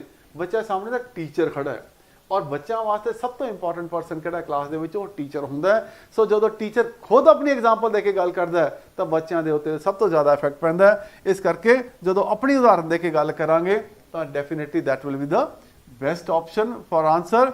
ਸੋ ਇਹ ਤਾਂ ਸਾਡਾ ਕੱਟ ਹੀ ਗਿਆ, ਠੀਕ ਹੈ ਜੀ। ਸੋ A ਐਂਡ C ਦੇ ਵਿੱਚੋਂ ਸਾਡੀ ਜਿਹੜੀ ਕਿਹੜੀ ਆਪਸ਼ਨ ਬਣੀ ਉਹ C ਆਪਸ਼ਨ ਸਾਡਾ ਆਨਸਰ ਬਣਦਾ ਹੈ। ਕਲਾਸਰੂਮ 'ਚ ਪ੍ਰਭਾਵਕਾਰੀ ਲੈਕਚਰ ਦਿੰਦਿਆਂ ਹੋਇਆਂ ਅਧਿਆਪਕ ਕੀ ਕਰਨਾ ਚਾਹੀਦਾ? ਉਹਨੂੰ ਅੱਖਾਂ ਦਾ ਸੰਪਰਕ ਬਣਾ ਕੇ ਰੱਖਣਾ ਚਾਹੀਦਾ ਹੈ। ਇੱਕ ਨਾਰਮਲ ਦੀ ਗੱਲ ਹੈ ਕਿ ਜਦੋਂ ਮੈਂ ਇੱਧਰ ਦੇਖੀ ਜਾਵਾਂ ਤੇ ਬੋਲੀ ਜਾਵਾਂ ਤੁਹਾਨੂੰ, ਠੀਕ ਹੈ, that won't make any difference, ਠੀਕ ਹੈ। ਬੱਚਿਆਂ ਦਾ ਧਿਆਨ ਜਿਹੜਾ ਸੀਗਾ ਉਹ ਵੀ ਜਿਹੜਾ ਸੀਗਾ ਲੈਕਚਰ ਵੱਲੋਂ ਹਟ ਜਾਏਗਾ। ਉਹ ਅਰਥਪੂਰਨ ਸੰਕੇਤਾਂ ਦਾ ਪ੍ਰਯੋਗ ਕਰਨਾ ਚਾਹੀਦਾ ਹੈ। ਅਰਥਪੂਰਨ ਸੰਕੇਤਾਂ ਦਾ ਪ੍ਰਯੋਗ ਕਰਨਾ ਚਾਹੀਦਾ ਹੈ। ਦੈਟ ਮੀਨਸ ਕਿ ਜਿਹੜੇ ਮੀਨਿੰਗਫੁਲ ਐਕਸ਼ਨਸ, ਠੀਕ ਹੈ ਜੀ, ਉਹਨਾਂ ਦਾ ਪ੍ਰਯੋਗ ਕਰਨਾ ਚਾਹੀਦਾ ਹੈ। ਠੀਕ ਹੈ, ਇਹਦੇ ਉੱਤੇ ਆਪਾਂ ਫਿਰ ਆਉਂਦੇ ਹਾਂ। ਲੈਕਚਰ ਸਟੇਜ ਸਾਹਮਣੇ ਖੜਾ ਰਹਿਣਾ ਚਾਹੀਦਾ। ਹਾਂਜੀ, ਮੈਂ ਤੁਹਾਨੂੰ ਪੜ੍ਹਾਉਣ ਲੱਗਿਆ ਅੱਜ ਆਪਾਂ ਗੱਲ ਕਰਾਂਗੇ ਚਾਈਲਡ ਪੈਡਾਗੋਜੀ ਦੀ। ਚਾਈਲਡ ਪੈਡਾਗੋਜੀ ਦੇ ਵਿੱਚ ਤੁਹਾਨੂੰ ਸਾਰਿਆਂ ਨੂੰ ਇਹ ਗੱਲ ਦਾ ਖਿਆਲ ਰੱਖਣਾ ਚਾਹੀਦਾ। ਮੈਂ ਤਾਂ ਖੜਾ ਹੋ ਕੇ ਬੋਲਣਾ ਸ਼ੁਰੂ ਕਰ ਦਿੱਤਾ। Now does it convey effective teaching? No, it doesn't convey effective teaching at all. ਆਪਣੀ ਸੁਰ ਅਤੇ ਤਾਲ ਨੂੰ ਬਦਲਦਾ ਰਹਿਣਾ ਚਾਹੀਦਾ। ਨਾਓ ਦਿਸ ਇਜ਼ ਆਲਸੋ ਮੋਨੋਟਨਸ ਨਹੀਂ ਹੋਣਾ ਚਾਹੀਦਾ। ਅੱਖਾਂ ਦਾ ਜਿਹੜਾ ਸੀਗਾ ਸੰਬੰਧ ਬਣਿਆ ਰਹਿਣਾ ਚਾਹੀਦਾ। ਦੈਟ ਮੀਨਸ ਸੰਪਰਕ ਬਣਿਆ ਰਹਿਣਾ ਚਾਹੀਦਾ ਹੈ। ਆਵਾਜ਼ ਉੱਚੀ ਨੀਚੀ ਹੋਣੀ ਚਾਹੀਦੀ ਹੈ, ਮੋਨੋਟਨਸ ਨਹੀਂ ਹੋਣੀ ਚਾਹੀਦੀ। ਇਹ ਵੀ ਚੀਜ਼ਾਂ ਠੀਕ ਨੇ, ਪਰ ਅਰਥਪੂਰਨ ਸੰਕੇਤਾਂ ਦਾ ਪ੍ਰਯੋਗ ਹੋਣਾ ਚਾਹੀਦਾ ਹੈ। ਠੀਕ ਹੈ, ਜਦੋਂ ਆਪਾਂ ਕੋਈ ਪੋਇਮ ਪੜ੍ਹਾਉਂਦੇ ਹਾਂ ਕਿ ਛਮ ਛਮ ਬਾਰਿਸ਼ ਪੈ ਰਹੀ ਹੈ, ਠੀਕ ਹੈ ਜੀ, ਤਾਂ ਟੀਚਰ ਪ੍ਰਯੋਗ ਕਰਦਾ ਕਿ ਬਾਰਿਸ਼ ਪੈ ਰਹੀ ਹੈ, ਠੀਕ ਹੈ ਜੀ। ਜਾਂ ਕੋਈ ਹੋਰ ਗੱਲ ਕਰਦਾ ਕਿ ਅਸੀਂ ਸਾਰੇ ਜਦੋਂ ਜਾਵਾਂਗੇ, ਮਤਲਬ we talk of the meaningful actions. ਜਦੋਂ ਮੀਨਿੰਗਫੁਲ ਐਕਸ਼ਨਸ ਦੇ ਨਾਲ ਕੋਈ ਗੱਲ ਕਰਾਂਗੇ ਤਾਂ ਉਹ ਬੱਚਿਆਂ ਦੇ ਨਾਲ ਜਿਹੜਾ ਸੀ ਡਾਇਰੈਕਟਲੀ ਉਹਨਾਂ ਦੇ ਉੱਤੇ ਉਸ ਚੀਜ਼ ਦਾ ਫਰਕ ਪੈਂਦਾ ਔਰ that means that should be the right answer here. ਅਰਥਪੂਰਨ ਸੰਕੇਤਾਂ ਦਾ ਪ੍ਰਯੋਗ ਹੋਣਾ ਚਾਹੀਦਾ ਹੈ। ਵਿਦਿਆਰਥੀਆਂ ਨਾਲ ਸੰਚਾਰ ਦਾ ਮਤਲਬ ਹੈ, ਵਿਦਿਆਰਥੀਆਂ ਨਾਲ ਕਮਿਊਨੀਕੇਸ਼ਨ ਦਾ ਕੀ ਮਤਲਬ ਹੈ? ਠੀਕ ਹੈ ਜੀ, ਉਹਨਾਂ ਨੂੰ ਕੰਮ ਕਰਨ ਲਈ ਆਖਣਾ। ਪਹਿਲੀ ਗੱਲ ਕਿ ਬੱਚਿਆਂ ਦੇ ਉੱਤੇ ਕੋਈ ਬੋਝ ਨਹੀਂ ਪਾਉਣਾ। ਬੱਚਿਆਂ ਨੂੰ ਜਿਹੜਾ ਸੀਗਾ ਅਸੀਂ ਇਸ ਕਰਕੇ ਕੰਮ ਵਾਸਤੇ ਨਹੀਂ ਕਹਿਣਾ ਕਿ ਕੰਮ ਵਾਸਤੇ ਕੰਮ ਕਹਿਣਾ। ਠੀਕ ਹੈ ਜੀ, ਸੋ ਬੱਚਿਆਂ ਨੂੰ ਕੋਈ ਵੀ ਜਿਹੜੀ ਚੀਜ਼ ਹੈਗੀ ਹੈ, ਜਦੋਂ ਆਪਾਂ ਇੱਕ ਮੈਂ ਪੜ੍ਹ ਰਿਹਾ ਸੀ ਉਹ ਹੈਨਰੀ ਦੀ ਕਿਤਾਬ ਜਿਹੜੀ ਸੀਗੀ, ਉਹਦੀ ਸਟੋਰੀ ਆਉਂਦੀ ਹੈ ਨਾ ਆਪਣੇ ਕੋਲ ਉਹ ਕਿ ਇੱਕ ਬੰਦੇ ਨੇ ਜਿਹੜਾ ਸੀਗਾ ਘਰ ਨੂੰ ਰਿਪੇਅਰ ਕਰਨਾ ਸੀਗਾ, ਤੇ ਘਰ ਰਿਪੇਅਰ ਕਰਨ ਵਾਸਤੇ ਉਹਨੇ ਉੱਥੇ ਇਹ ਨਹੀਂ ਕਿਹਾ ਕਿ ਜਿਹੜਾ ਸੀਗਾ ਆਓ ਆਪਾਂ ਘਰ ਨੂੰ ਰਿਪੇਅਰ ਕਰੀਏ। ਉਹਨੇ ਕਿਹਾ let us do something interesting now. ਠੀਕ ਹੈ, ਆਪਾਂ ਕੋਈ ਨਵਾਂ ਕੰਮ ਕਰਨ ਦੀ ਕੋਸ਼ਿਸ਼ ਕਰਦੇ ਹਾਂ, ਆਓ ਆਪਾਂ ਇੱਕ ਨਵੀਂ ਚੀਜ਼ ਕਰਨ ਦੀ ਕੋਸ਼ਿਸ਼ ਕਰਦੇ ਹਾਂ। And he started painting his house. ਠੀਕ ਹੈ, ਬੱਚਿਆਂ ਨੂੰ ਵੀ ਲੱਗਿਆ ਕੋਈ ਨਵਾਂ ਕੰਮ ਹੈ ਔਰ ਉਸ ਚੀਜ਼ ਨੂੰ ਕਰਨ ਦੀ ਕੋਸ਼ਿਸ਼ ਕਰਦੇ ਨੇ। ਫਿਰ ਉਹ ਜੇ ਕੰਮ ਕਰਨ ਨੂੰ ਕਹਾਂਗੇ ਤਾਂ ਉਹਨਾਂ ਨੂੰ ਇੱਕ ਬੋਝ ਨਜ਼ਰ ਆਏਗਾ, ਜੇ ਕਹਾਂਗੇ ਆਪਾਂ ਕੋਈ ਨਵੀਂ ਚੀਜ਼ ਕਰਨ ਲੱਗੇ ਹਾਂ ਤਾਂ ਉਹਨਾਂ ਨੂੰ ਕੋਈ ਚੀਜ਼ ਬੈਟਰ ਸਮਝ ਆਉਂਦੀ ਆ ਉਹ। ਠੀਕ ਹੈ, ਸੋ ਦੈਟ ਮੀਨਸ ਕਿ ਪਹਿਲੀ ਆਪਸ਼ਨ ਸਾਡਾ ਆਨਸਰ ਨਹੀਂ ਹੋਗੀ। ਵਿਚਾਰ ਵਟਾਂਦਰਾ। ਠੀਕ ਹੈ ਜੀ, ਸੰਚਾਰ ਦਾ ਮਤਲਬ ਕੀ ਹੈ? ਦੈਟ ਮੀਨਸ ਕਮਿਊਨੀਕੇਸ਼ਨ ਹੈ। ਆਪਾਂ ਉਹਨਾਂ ਨੂੰ ਹਦਾਇਤਾਂ ਦੇਣੀਆਂ। ਬਈ ਦੇਖੋ ਤੁਸੀਂ ਕਮਿਊਨੀਕੇਸ਼ਨ ਦਾ ਮਤਲਬ ਕੀ ਹੈ? ਕਮਿਊਨੀਕੇਸ਼ਨ ਹਦਾਇਤਾਂ ਵਾਸਤੇ ਵੀ ਹੁੰਦਾ ਕਿ ਤੁਸੀਂ ਪਹਿਲਾਂ ਸਵੇਰੇ ਟਾਈਮ ਸਿਰ ਸਕੂਲ ਆਉਣਾ ਹੈ, ਆਉਂਦੇ ਸਾਰ ਪਹਿਲਾਂ ਤੁਸੀਂ ਪ੍ਰੇਅਰ ਕਰਨੀ ਹੈ, ਫਿਰ ਤੁਸੀਂ ਲਾਈਨ ਦੇ ਵਿੱਚ ਖੜੇ ਹੋ ਕੇ ਜਿਹੜਾ ਸੀਗਾ ਕਰਮਬੱਧ ਤਰੀਕੇ ਨਾਲ ਜਿਹੜਾ ਸੀ ਕਲਾਸਰੂਮ 'ਚ ਜਾਣਾ। ਇਹ ਹਦਾਇਤਾਂ ਨੇ। ਨਾਓ ਇਹ ਵਿਦਿਆਰਥੀਆਂ ਨਾਲ ਸੰਚਾਰ ਤਾਂ ਹੋ ਰਿਹਾ ਹੈ, ਠੀਕ ਹੈ ਜੀ, ਪਰ ਇਹ ਕੀ ਹੈ, ਉਹਨਾਂ ਨੂੰ ਹਦਾਇਤਾਂ ਦਿੱਤੀਆਂ ਜਾ ਰਹੀਆਂ ਨੇ। ਠੀਕ ਹੈ, ਜਦੋਂ ਆਪਾਂ ਗੱਲ ਕਰ ਰਹੇ ਪ੍ਰੋਪਰ ਕਮਿਊਨੀਕੇਸ਼ਨ ਦੀ, ਟੀਚਿੰਗ ਦੇ ਵਿੱਚ ਕਮਿਊਨੀਕੇਸ਼ਨ ਦੀ ਗੱਲ ਕਰ ਰਹੇ ਹਾਂ, ਤਾਂ ਉਹ that is for the purpose of ਵਿਚਾਰ ਵਟਾਂਦਰਾ। ਠੀਕ ਹੈ, ਆਪਣੇ ਵਿਚਾਰਾਂ ਨੂੰ ਉਹਨਾਂ ਤੱਕ ਸੂਚਿਤ ਕਰਨਾ। ਨਾ ਬੇਸਿਕਲੀ ਇਹ ਦੋਨੋਂ ਆਪਸ਼ਨ ਸਾਨੂੰ ਠੀਕ ਨਜ਼ਰ ਆਉਂਦੀਆਂ ਨੇ। ਹਦਾਇਤਾਂ ਵਿਲ ਆਲਵੇਜ਼ ਬੀ ਰੋਂਗ। ਆਪਣੇ ਵਿਚਾਰਾਂ ਤੋਂ ਉਹਨਾਂ ਨੂੰ ਸੂਚਿਤ ਕਰਨਾ, ਠੀਕ ਹੈ ਜੀ, ਵਿਚਾਰ ਵਟਾਂਦਰਾ ਕਰਨਾ, ਹਮੇਸ਼ਾ ਆਪਣੇ ਵਿਚਾਰਾਂ ਨਾਲ ਉਹਨਾਂ ਨੂੰ ਸੂਚਿਤ ਕਰਨਾ, that is one way communication। ਇਸ ਕਰਕੇ the right answer ਕਿਹੜਾ ਹੋ ਜਾਏਗਾ ਸਾਡਾ? ਹੈ ਵਿਚਾਰ ਵਟਾਂਦਰਾ। ਕਿ ਮੈਂ ਜਦੋਂ ਕੋਈ ਬੋਲ ਰਿਹਾ ਚੀਜ਼ ਮੈਂ ਬੱਚਿਆਂ ਨੂੰ ਉਤਸ਼ਾਹਿਤ ਕਰਾਂ ਕਿ ਉਹ ਵੀ ਕੋਈ ਨਾ ਕੋਈ ਸਵਾਲ ਪੁੱਛਣ, ਤਾਂ ਕਿ ਆਪਸ ਦੇ ਵਿੱਚ ਇੱਕ ਕਮਿਊਨੀਕੇਸ਼ਨ, ਬੈਟਰ ਕਮਿਊਨੀਕੇਸ਼ਨ ਹੋਵੇ। ਔਰ ਜਦੋਂ ਬੱਚਾ ਆਪਣੀ ਅਵਸਥਾ ਤੋਂ ਕੋਈ ਸਵਾਲ ਪੁੱਛਦਾ ਹੈ ਤਾਂ ਉਹਦੀ ਜਿਹੜੀ ਉਤਸੁਕਤਾ ਹੈਗੀ ਆ ਹੋਰ ਵੱਧਦੀ ਹੈ ਔਰ ਉਹਦੀ ਇੰਪਰੂਵਮੈਂਟ ਹੁੰਦੀ ਹੈ ਉਹਦੇ ਵਿੱਚ ਉਹ। ਸੋ ਇਸ ਤਰੀਕੇ ਦੇ ਸਵਾਲਾਤ ਜਿਹੜੇ ਸੀਗੇ ਮੈਂ ਤੁਹਾਡੇ ਨਾਲ ਗੱਲ ਕਰ ਰਿਹਾ ਸੀਗਾ ਕਿ ਕੀ ਸਾਨੂੰ ਕਰਨਾ ਚਾਹੀਦਾ ਹੈ ਔਰ ਕੀ ਨਹੀਂ ਕਰਨਾ ਚਾਹੀਦਾ।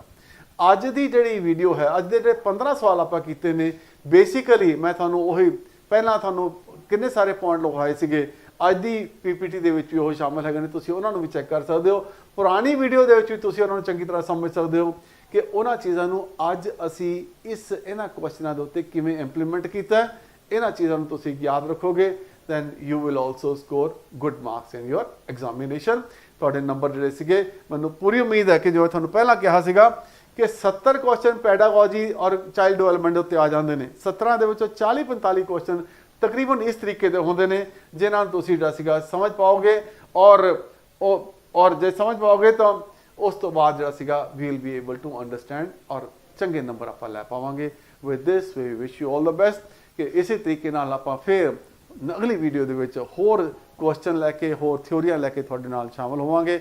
ਮੈਨੂੰ ਉਮੀਦ ਹੈ ਕਿ ਤੁਹਾਨੂੰ ਉਹ ਚੀਜ਼ਾਂ ਵੀ ਚੰਗੀ ਤਰ੍ਹਾਂ ਸਮਝ ਆਉਣਗੀਆਂ ਔਰ ਤੁਸੀਂ ਉਹਨਾਂ ਨੂੰ ਚੰਗੀ ਤਰ੍ਹਾਂ ਸਮਝ ਵੀ ਪਾਓਗੇ। Thank you.